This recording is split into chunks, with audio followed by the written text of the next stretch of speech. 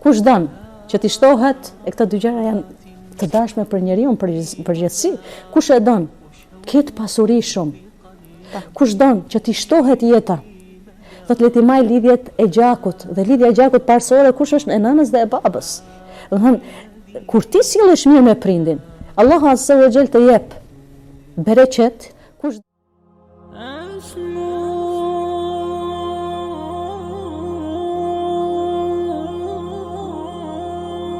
me emrin e Allahut mëshiruesit, mëshirëvërësit, paqja mëshira Allahut subhana xhalla xhelalu, qof mbi profetin ton Muhammed sallallahu alaihi wasallam, paqja mëshira Allahut subhana azza wa xhall qof mbi gjithë ato njerëz që e pasojnë udhën e Muhammedit sallallahu alaihi wasallam deri në ditën e Kiametit.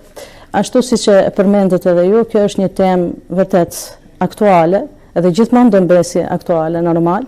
Është një temë që Allahu subhanahu azza wa jall e ka përmend në Kur'anin Kerim, është një temë që Muhammedi sallallahu alaihi wasallam ka thënë shumë thënia rreth mirësisë ndaj prindërve, e konkretisht unë do t'i përgjigjem pyetjes që ju parashtot pak parës, që rëndësia e prindit, pesha e prindit, pozita e prindit në Islam.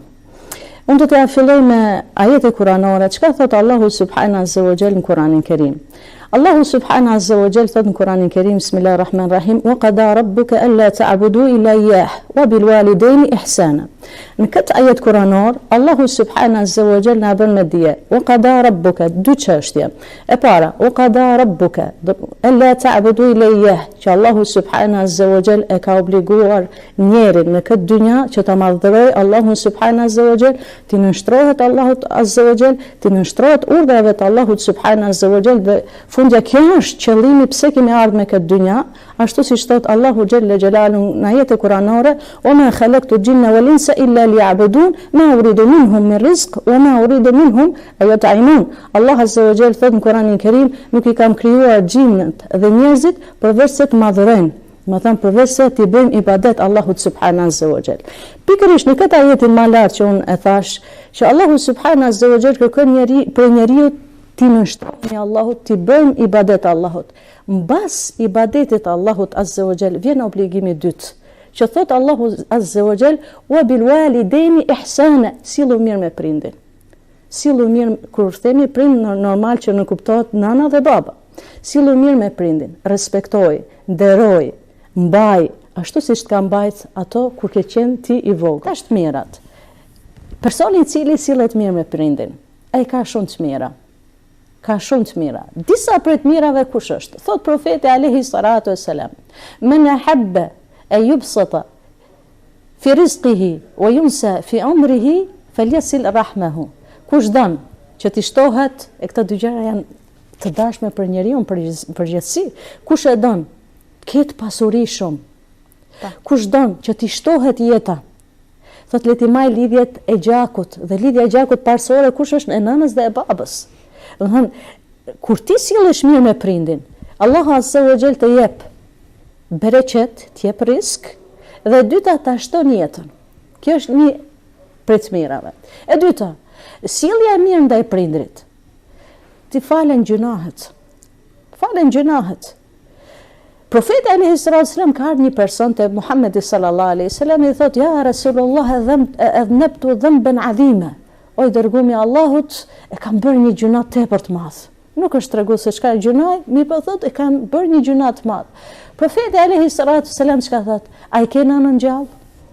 Me njëherë, a ke nënën gjallë? Thot, ja Rasulullah. Thot, tezën e ke gjallë? Thot, po ja Rasulullah. Shko sillu mirë me tezën.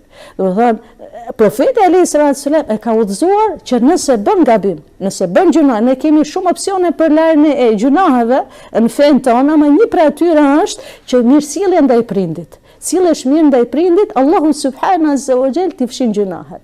Do të thonë, nëse ne jemi njerëz normal, profeti alayhi salatu wasallam thot, "Kullu bani Adam khata", çdo bir Ademit bën gabim. Nuk jemi të pagabueshëm. Çdo njeri në këtë dynjë bën gabime. Gabimtari më I mirë, thot profeti alayhi salatu wasallam, është ai I cili bën pendim, bën tobe te Allahu subhanahu azza wa jall. Unë I kisha këshilluar gjithë ato njerëz që I kanë prindit gjallë dhe gabojnë.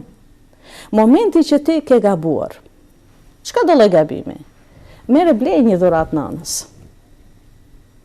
Merë blej një dhuratë nanës me niyetin që të lahet gjunahi.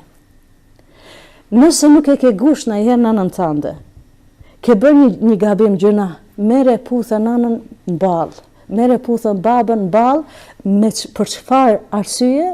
Me njetin që Allahu subhanahu azza wa jall të fshi gjunahet. Që Allahu azza wa jall të fshi gjunahet. E mirë tjetër është që nëna dhe baba nëse bëjnë dua për ty, e dije se ajo dua është e pranueshme te Allahu subhanahu azza wa jall.